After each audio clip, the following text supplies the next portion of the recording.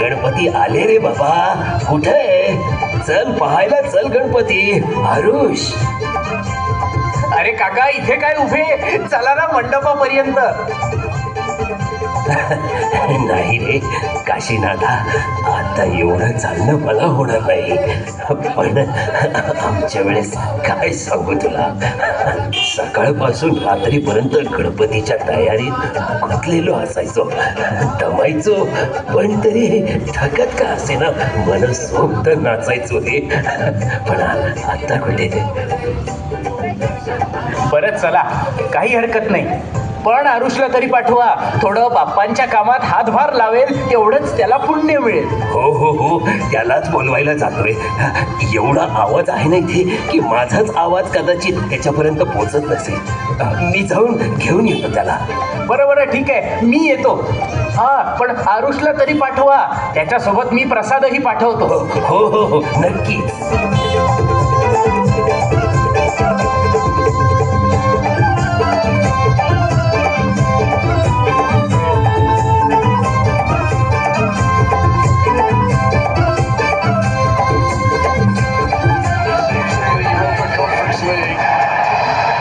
Paris Saint-Germain won the big one in Europe, but Champions League. Aarush, अरे Aarush, How to the Premier League club. अरे आरुष, हे बघ TV चालू आहे, वर mobile. Saint-Germain. Chelsea to make. हे काढ. ए यार, आरुष, अरे आधी जेवण तर कर. कधीपासून आवाज देतोय, ऐकतच नाहीस. मी सुद्धा किती वेळ झाला तेच सांगते.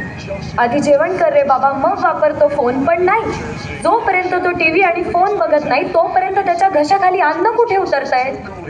अरे बेटा, आई काय म्हणते ते ऐक.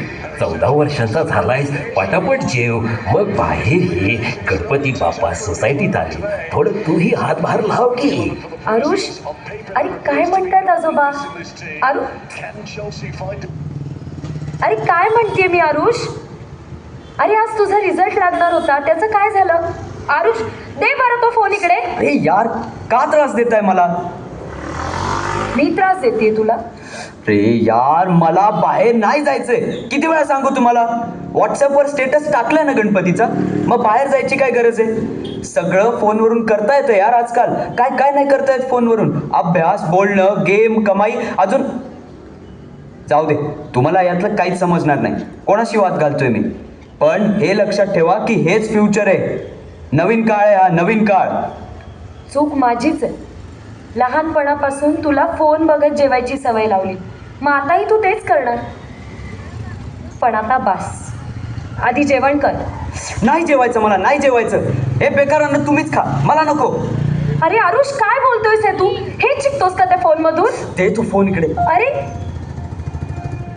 झालं ना तुमच्या मनाप्रमाणे एकदाच? मिळाली ना तुम्हाला शांती?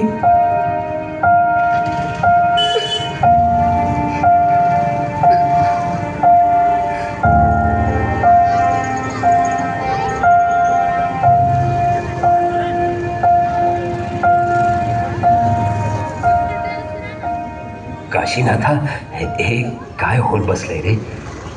नेमकं हे कळत नाहीये, दोष कोणाचा आहे? टेक्नॉलॉजीचा की टेक्नॉलॉजीचा वापर करणाऱ्यांचा? मोबाईलचा हेतू होता माणसांना जोडणं, पण इथे त्याचा विपरीत घडतंय. माणसांमधला संवादच कमी होत चाललाय रे. काका, तुम्ही अगदी बरोबर बोलत आहात. आपण 4 चौघात बसलो तरी सगळ्यांची तोंडं त्या फोनमध्ये असतात. अहो, परवाचीच गोष्ट बघा ना.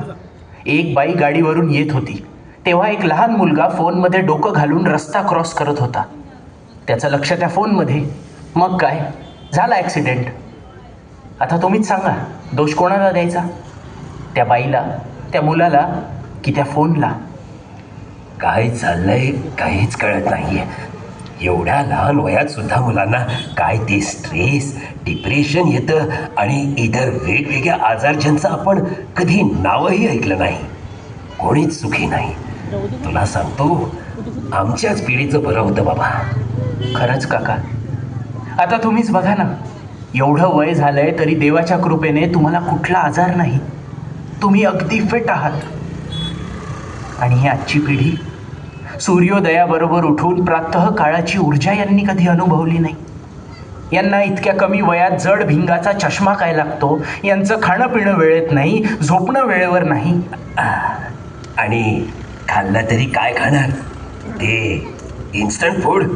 आणि म्हणूनच आज ही नाती सुद्धा इन्स्टंट फूड सारखी झाली आहेत.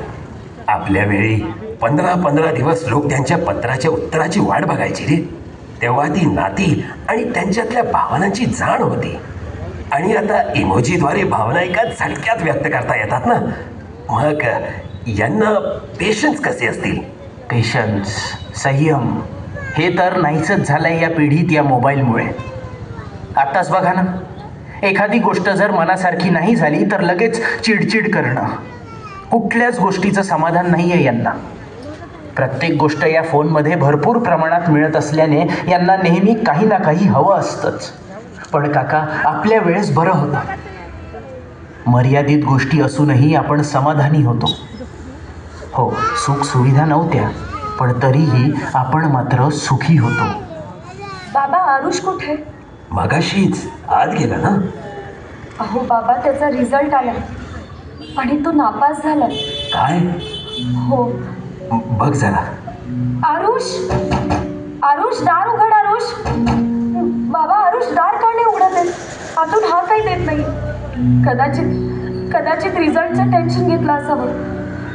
आरुष.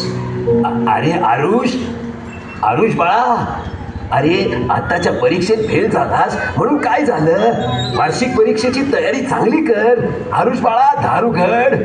आरुष, अरे बाळा दार उघड रे.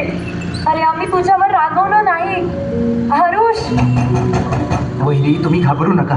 बघा, उघडेल तो दार. आरुष, आरुष बाळा. आई, तुमच्यासोबत खूप वाईट वागलो आई. मी खरंच खूप वाईट आहे आई. नाही बाळा, अरे आईसाठी तिचं लेकरू कधीच वाईट नसतं रे. नाही आई, वेळ होता तेव्हा मी त्याची किंमत ओळखली नाही. तू खूप समजवलंस, पण मी कधीच ऐकलं नाही. आजोबांशीही वाईट वागलो.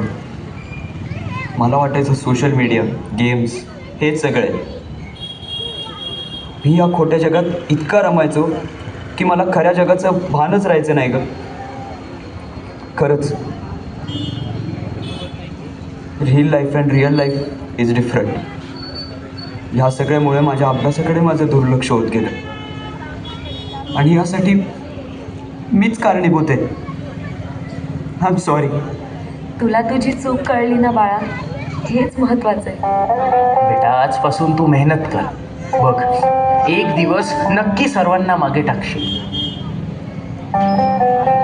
आजोबा, माफ करा आजोबा. मी तुमच्यासोबत खूप चुकीचं वागलो. बाप्पा मला कधीच माफ करणार नाहीत आजोबा. अरे, मी कधीच विसरले होते. आणि स्वतःच्या चुकीची जाणीव झाली की बाप्पा सर्वात आधी माफ करतात. हे घे, तोंड गोड कर. अहो आजोबा, पण मी तर परीक्षेत फेल झालो आणि तुम्ही माझं तोंड गोड करताय. अरे बिया, आज तू जीवनाच्या परीक्षेत 100 पैकी 100 मार्कांनी पास झालायस पठ्या. हे घे, आजपासून तू पुस्तक वाच. रोज शाळेनंतर थोडा वेळ काढून तू पुस्तक वाचायचं बरं का? हा? हो आजोबा, मी नक्की वाचेन. बोला गणपती बाप्पा.